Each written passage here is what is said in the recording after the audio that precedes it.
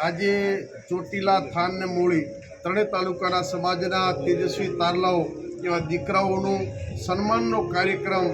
આ કમિટીએ રાખ્યો એ બદલ અભિનંદન કમિટીને આપું છું અને શિક્ષણની ચિંતા કરીને સૌ વડીલો સંતો પધાર્યા છે એમને પણ હૃદયથી